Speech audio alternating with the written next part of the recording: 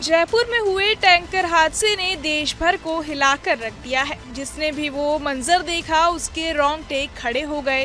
कैसे दो वाहनों के बीच हुई टक्कर के बाद हुए धमाके में 14 मासूमों की जलकर जान चली गई और दर्जनों मासूम अस्पताल में जान बचने की दुआ मांग रहे हैं।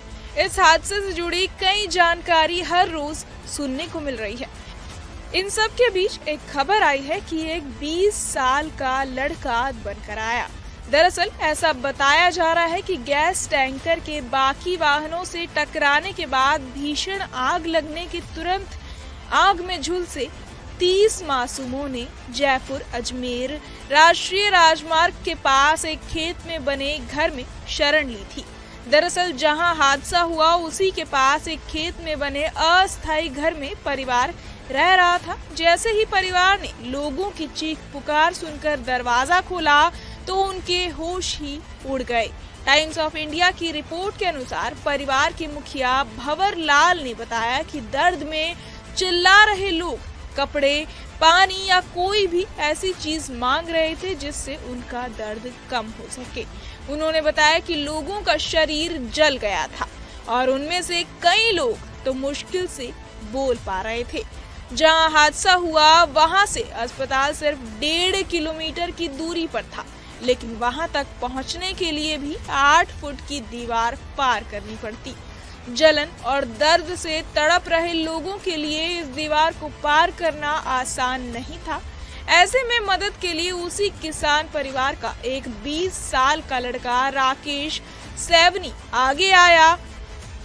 उसने दीवार के सहारे सीढ़ी लगाई, जिसके बाद सभी घायल एक एक कर दीवार पार कर अस्पताल पहुंचे। रिपोर्ट के मुताबिक राकेश ने उस खौफनाक मंजर के बारे में बात करते हुए कहा कि मैंने देखा कि कम से कम 30 लोग हमारे खेत की तरफ दौड़े आ रहे हैं। वो लोग दर्द से चिल्ला रहे थे, कईयों के कपड़े तक जल गए थे। मैंने एक पल की देर नहीं की और तुरंत सीढ़ी लगाई। जो लोग सीढ़ी भी नहीं चढ़ पा रहे थे, सैनी ने खुद उन्हें सीढ़ी चढ़ाई और उनकी मदद की। कांडोई अस्पताल के मालिक डॉक्टर रमन कांडोई ने कहा कि अलग अलग डिग्री के जले हुए लगभग 30 लोग मदद की गुहार लगाते हुए पहुंचे।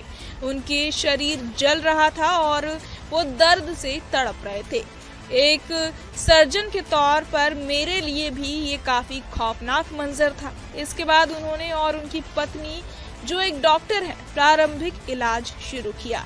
इसके बाद एम्बुलेंस में एसएमएस अस्पताल पहुंचाया। आपको बता दें कि कंटेनर के साथ एक पैसेंजर बस भी आग की चपेट में आ गई। बस में चालक, परिचालक समेत 34 जने सवार थे। इनमें से चालक की मौत हो गई जबकि 8 जने झुलस गए। कुल 34 यात्रियों में से 24 से संपर्क हो गया, लेकिन बाकी लोगों के मोबाइल स्विच ऑफ होने से संपर्क नहीं हो पाया। बहरहाल इस पूरी खबर को सुनकर आप क्या कुछ सोचते हैं, हमें कमेंट बॉक्स में जरूर बताएं। बाकी तमाम खबरों के लिए सब्सक्राइब करें न्यूज़ नेशन।